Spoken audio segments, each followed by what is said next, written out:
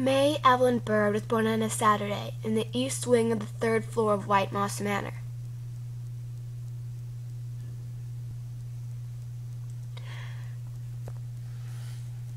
Tiny and squishy and curious, she balled her little fists to notice many things. The spiders snoozing in its nest in the window, the woods howling out the window, and the mysterious thing hovering over her crib.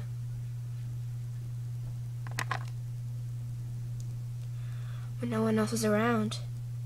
Just a simple baby. She didn't know she had any reason to be afraid. She didn't know that Berry Swamp, West Virginia, had lost 17 people to mysterious causes.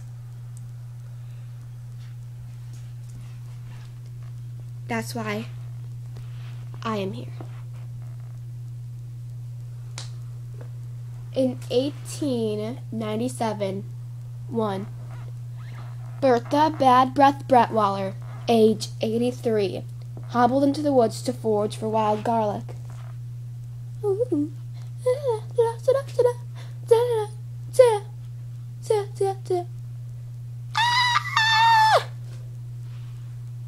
She didn't come back. When the townspeople searched her house for clues about where she'd gone off to, they found nothing curious, except that she did not own a toothbrush. 3 nuns moved into a cottage on Droopy View Hill in 1902 to live a quiet, holy life and teach a small group of Appalachian children to spell Appalachia and other words.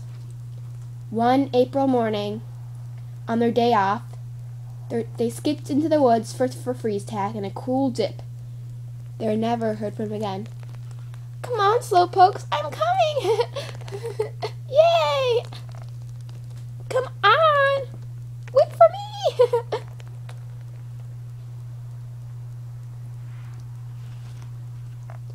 They were never heard of again. At a lake deep in the shelter of the trees, a mother duck was sunbathing blissfully when her 7 ducklings waddled off for a swim. Kids! We'll be back!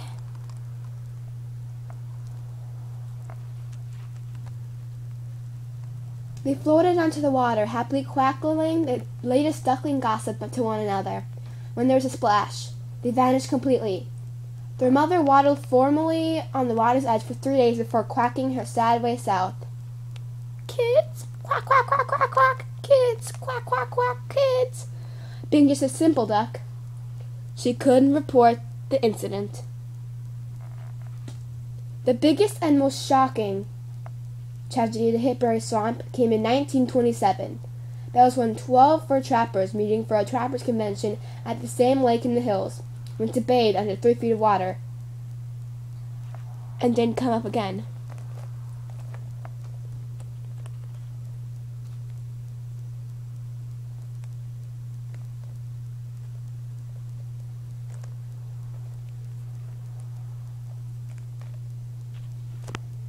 Come on, man, let's go bathe! Yay! They never came up again. Nobody in town knew of anything amiss for 3 days. They didn't know the trappers even were in the area. Nobody ever would have known if it wasn't for Elmo Peterson. Elmer was the 13th trapper. He straggled onto Main Street that 3rd day, tired, hungry, and smellier than any skunk Berry Swamp had ever seen, since Tickles, a stuffed skunk that hung on the wall of the old post office. Jada Lincoln Tully, a reporter from the Berry Enquirer, never did get the story because Elmer Peterson got stark waving mad. He took to wearing footy pajamas and jogging circles around the town at midnight. The bodies of his friends were never found.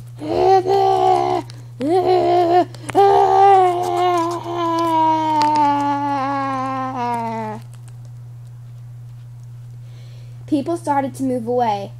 Judge Phineas McCurley said that he developed allergies to the West Virginia jasmine that bloomed nightly, and moved his family to Montana. A whole slew of lawyers and their families left with him.